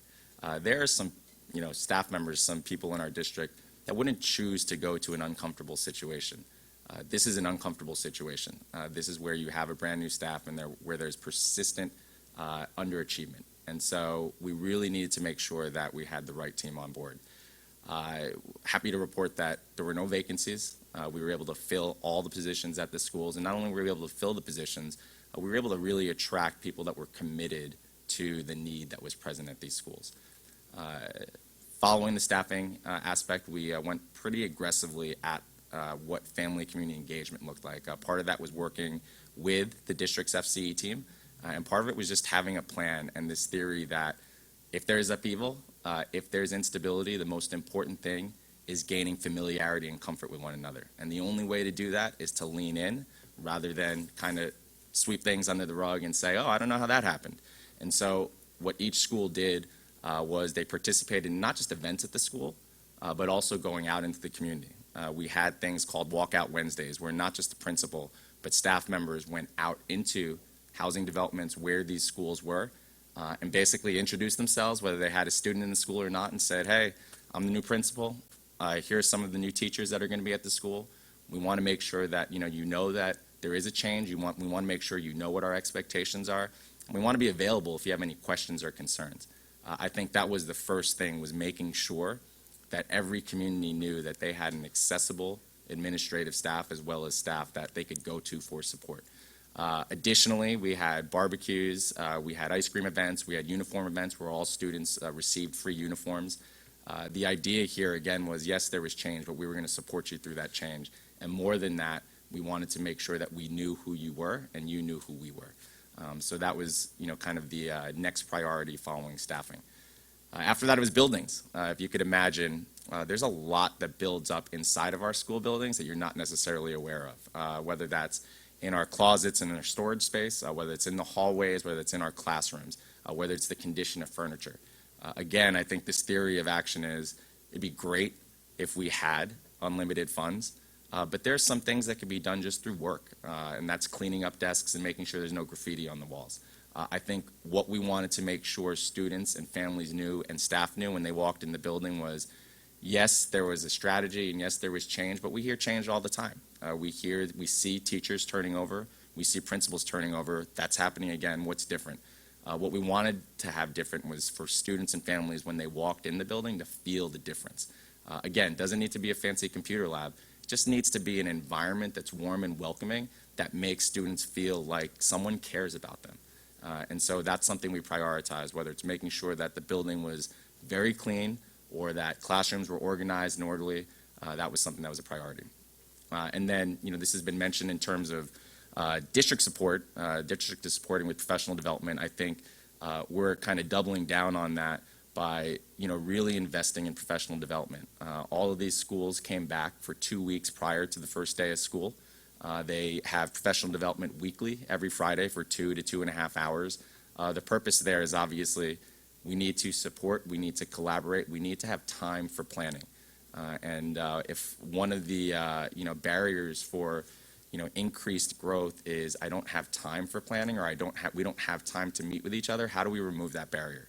And that barrier is simple. You build that into the schedule. You figure out a way where there's no excuses. There's no, I have to pick up my child at soccer practice. I have to, do this, that, or the other.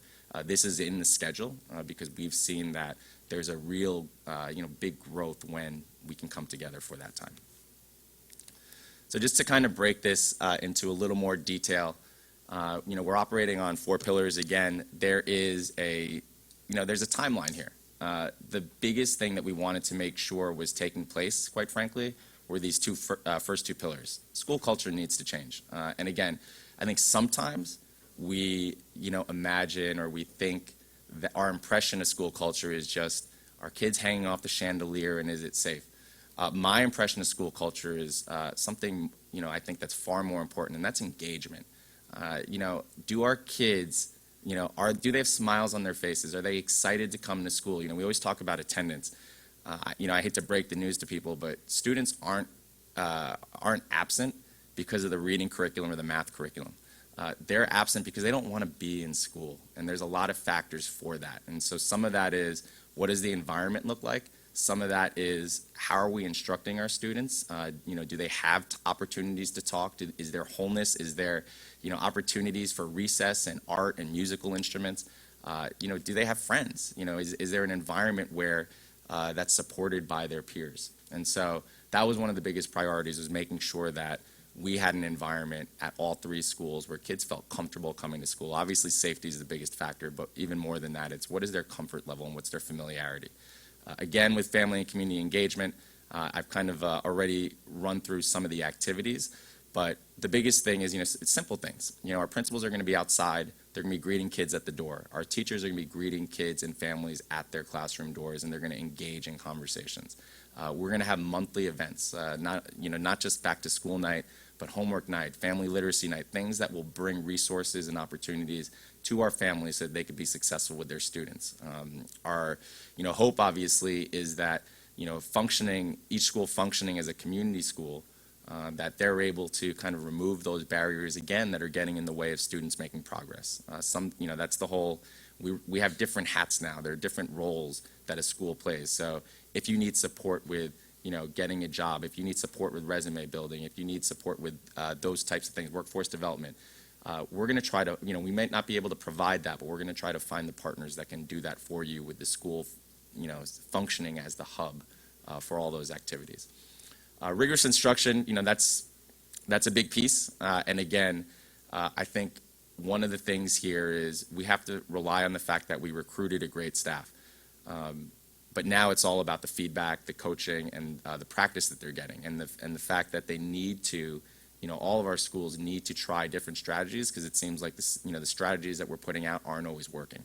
And so again, a lot of our instruction is going to be built upon and will grow upon the support that everyone's giving each other within this network. I think the difference here between this specific, the 100% Project Network, and other networks is it's smaller, but it's also, it feels like we're in the same kind of work, obviously, having been identified as a turnaround school, and then obviously working with staff that have been through the process before. So we're hoping, obviously, embedding that by bringing those groups together, that's going to make an impact on instruction.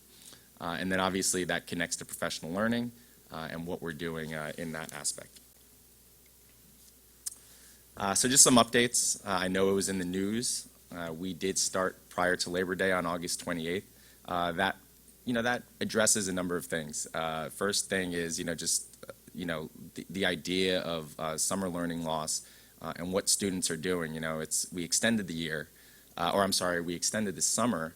When I started looking at just care for my students and what they were going to be doing, you would probably notice there weren't a lot of camps or other opportunities out there for students. So we extended the year, but then what were they supposed to do in that last week or last 2 weeks prior to the summer? By starting early, we were able to get our students into the building. We were able to start the learning process for the year. And I hope that continues because I think it's a little bit different for Baltimore City students than it is in other students in the state.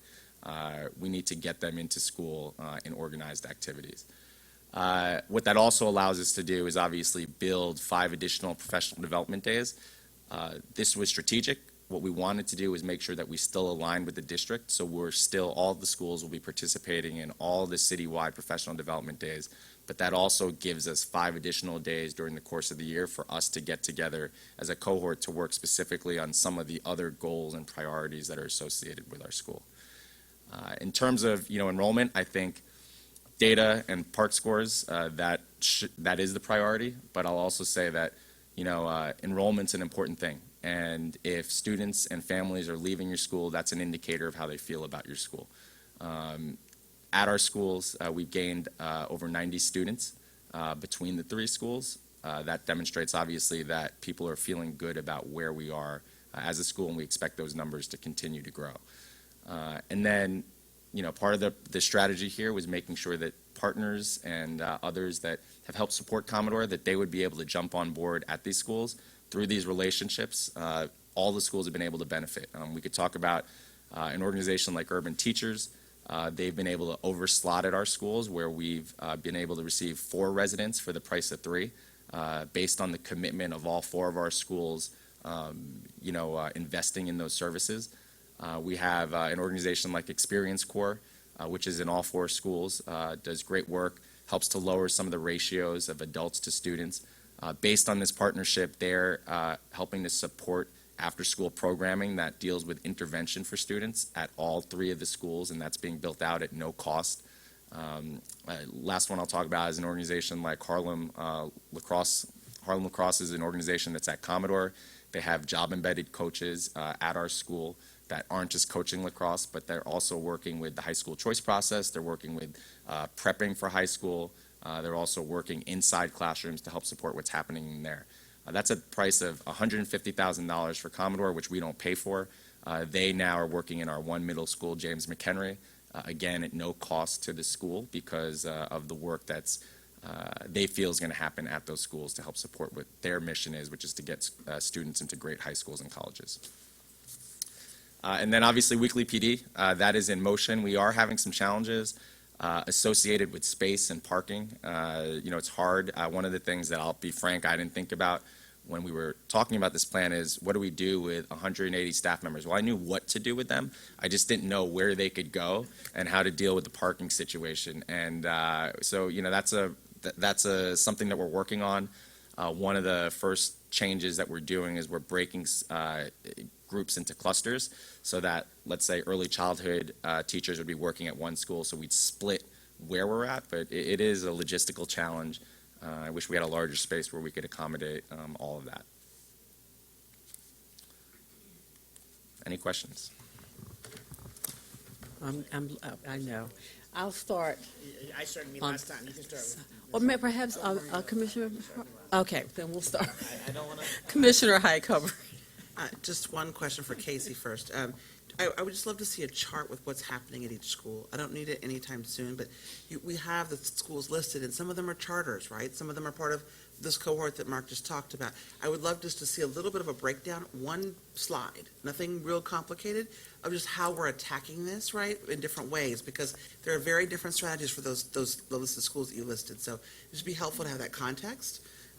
So thank you. And then second of all, Mark, I appreciate the presentation. I've happened to been opportunity to come to visit two of the schools. I think it's fantastic work. I see the change in the climate already. It's remarkable the difference that this intentionality around climate really makes. It blew me away to see that the school is just sort of functioning in a very different way, very sort of loving and caring and orderly and all this, and the dedication from the principals to sort of make that happen in the team. So I just applaud the effort. I think this is a great example of how we can really think about turnaround, and I would love to see more of this as we go on. And of course, love to see the results of what happens after this first year, but I just see this as a great potential for us to do sort of school turnaround in a very different way that's really nuancing what schools need at the individual level of schools versus just a whole-scale strategy. Having a cohort of these three schools, just it's be able to nuance what's happening in those schools in a very finite way is fantastic. So I just applaud the effort and thank you all for presenting. Thank you. Mark, I just want to thank you personally. I know you started this saying you took this on. You didn't have to, but you stepped up and you've demonstrated excellence, and now you're spreading that practice. So I just want to thank you because I think it's huge. And because I do feel like, just like Commissioner Highcover said, this is a deliberate strategy that I want to learn from, right? And so that's my first question. I have a few questions. My first question is, what is the learning strategy? Because what I want to do is document everything that's working, what's not working, because I want to think about this as a district, to think about how we can grow this type of strategy.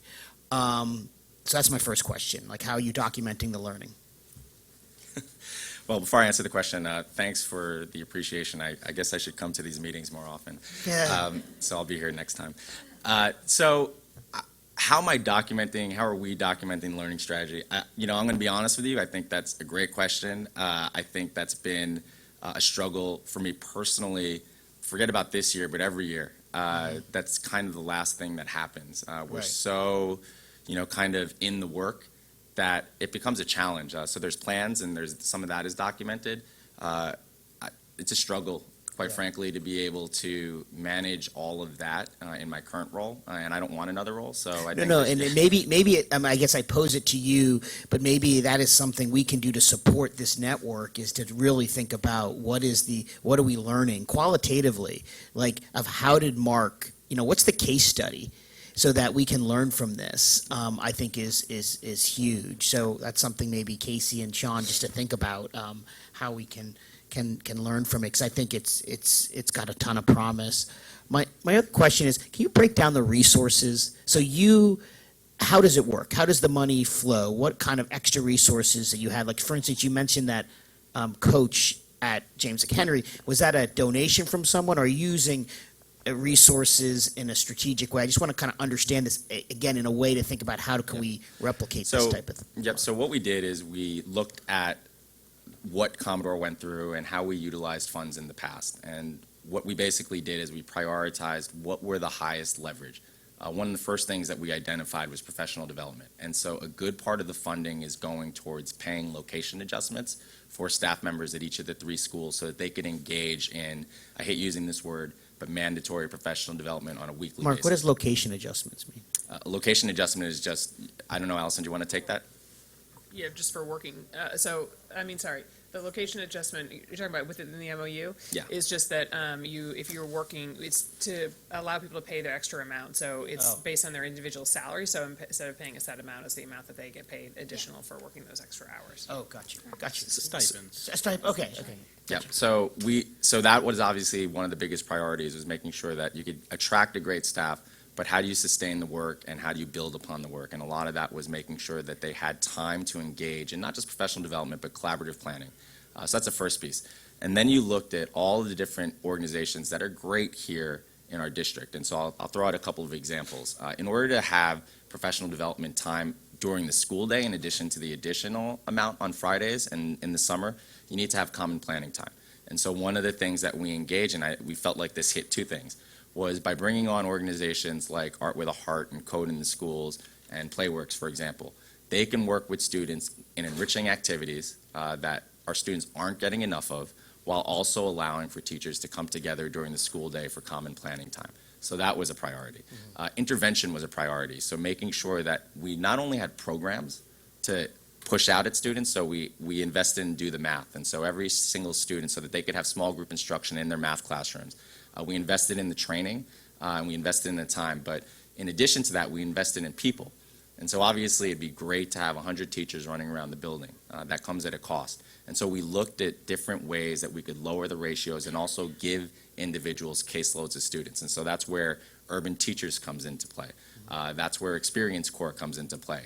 We've been able to train some of those individuals so that they could hold small groups during intervention time in both math and reading, and so money went to that.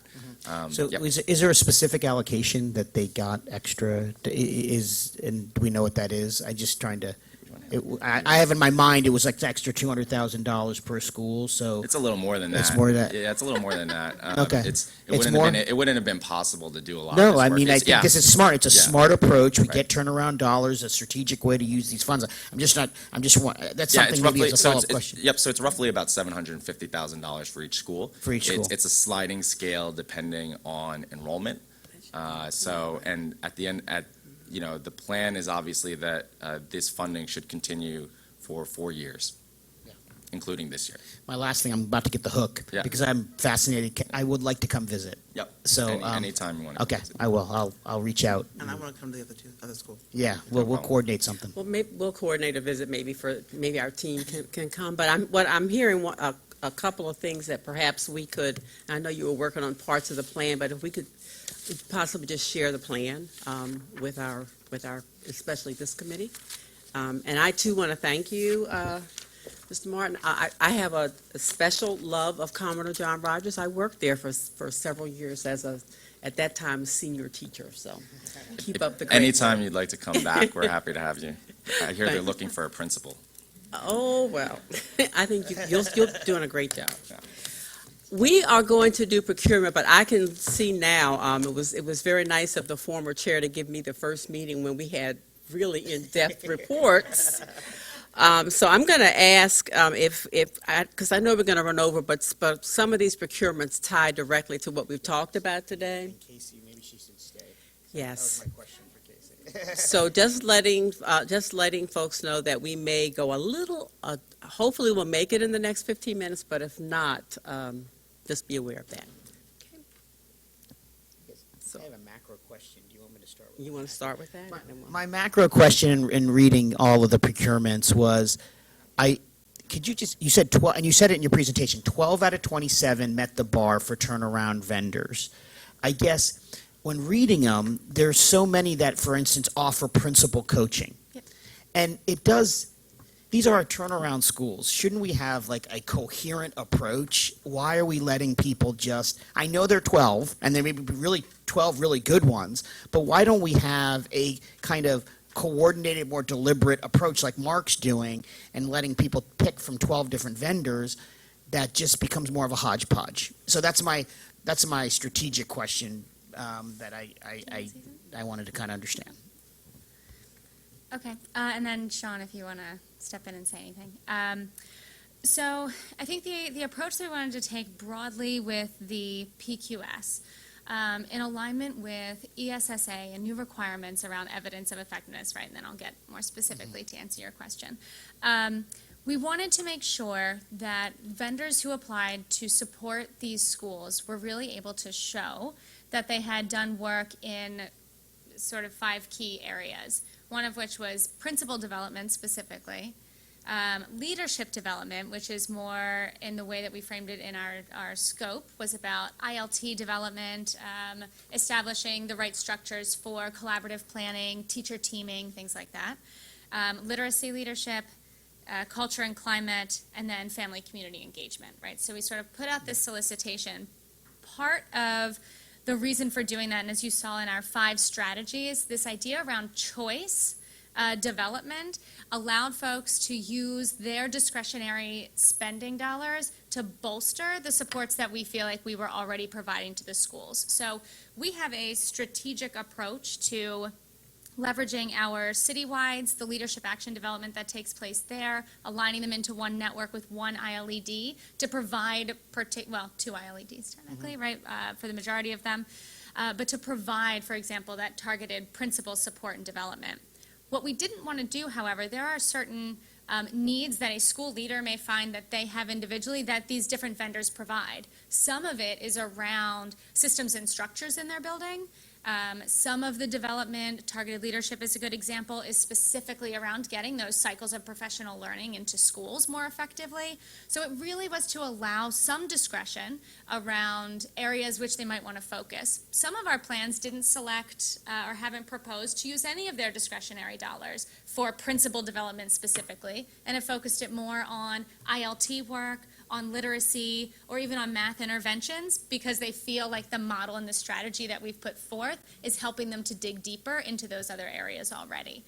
So again, this was really around how can we use those discretionary dollars. We wanted to make sure when those decisions were made that they were done in a way where we had thoroughly vetted and had made sure to ask for specific evidence of effectiveness in alignment with those areas in turnaround environments. Yeah, It's the individualized approach, that we do for But students. these are turnaround schools that are having the most challenges that we're giving extra resources to, that I'm hoping that we have more. And so then the question is, what we learned from Mark around, like, that their schools working together, doing the same thing, learning from each other, that then you have groups of schools doing separate things, and how do they communicate and how do we share becomes, I don't know.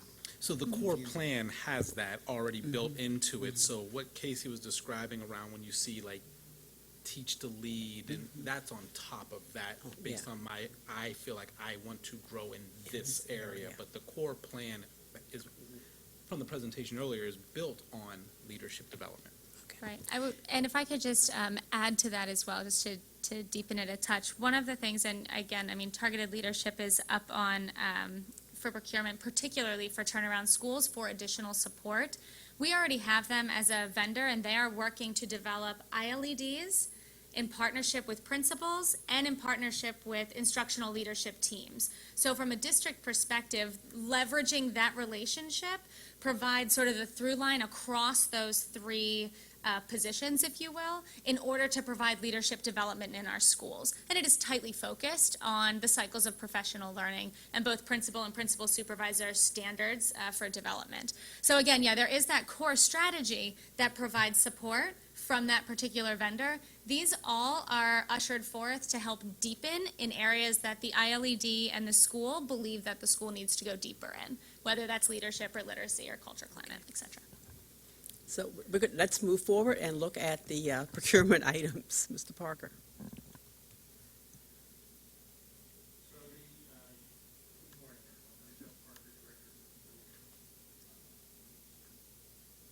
Thank you.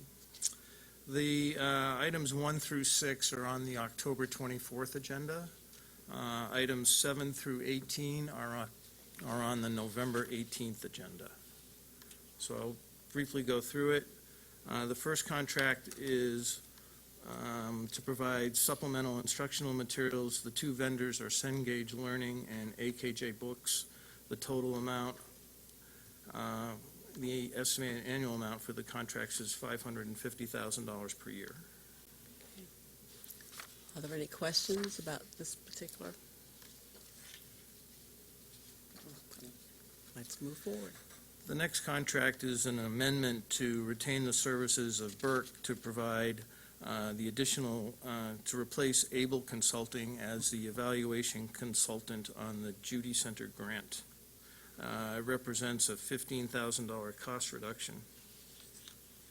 Any questions? Thank you. The next contract is with the Baltimore Urban Debate League. The estimated annual cost for these services is $170,000. The contract term is for 3 years. Questions? Let's move on.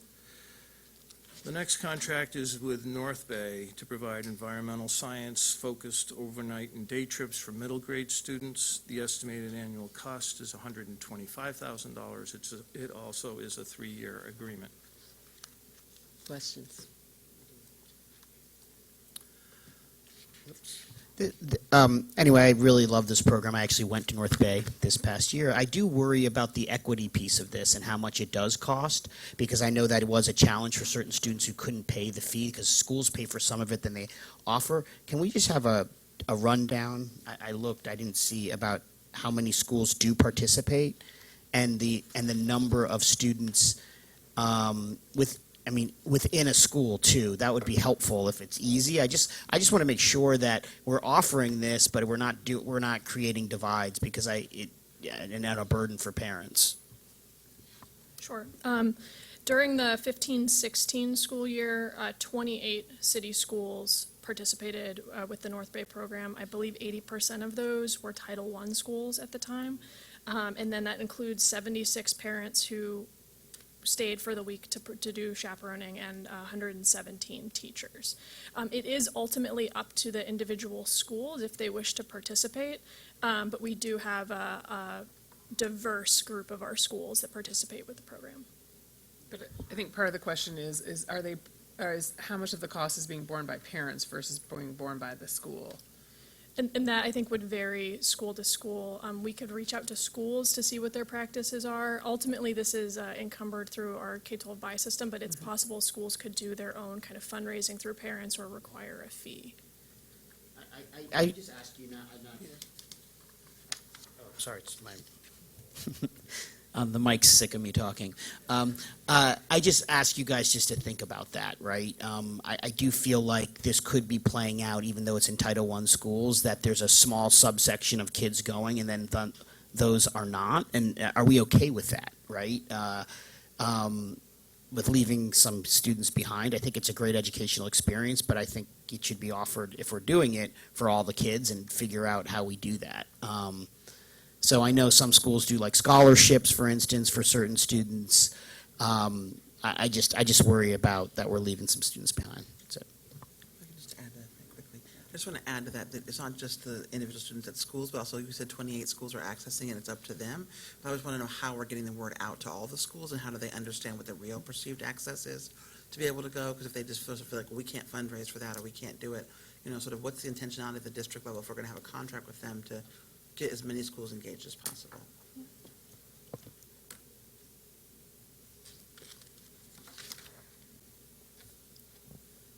So beyond the questions, are we all right with this one to move forward? All right, thank you.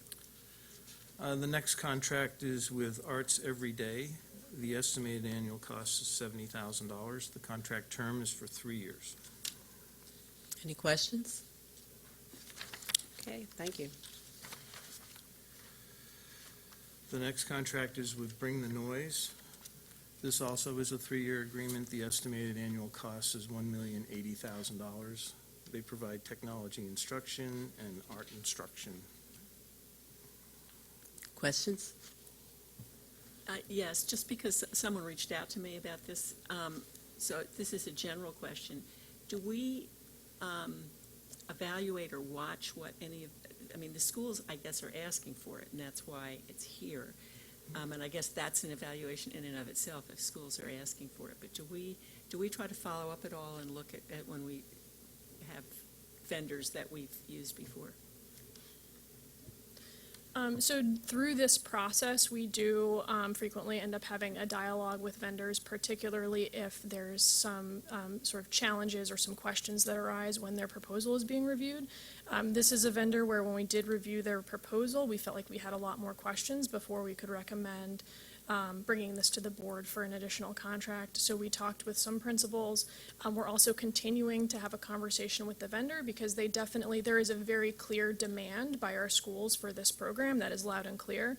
But they are demonstrating some challenge with providing some of that quantitative data that we really want to see through this process. That's the reason why this recommendation is only through the rest of this school year. We're going to continue to meet with this vendor, talk to them about different ways they can capture that. We also have members of the teaching and learning team who are popping in to see them in action because it's clear that the schools value this program, so we want to learn a little bit more about why that is and see what that instruction looks like. Thank you, that's very helpful. Thanks.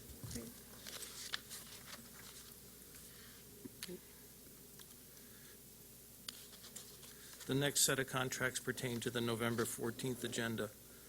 The first one is with Achieve 3000. This is a contract for $200,000. And the agreement is also for 3 years. Questions? I think these are the ones that we've Yeah. already discussed. People may Okay. have some, that was my general question. So then maybe I'll ask, are there any other questions about this set? Because these were the ones for the turnaround schools. If not, are we have a consensus that we're okay with this set? Thank you. We'll save you some time.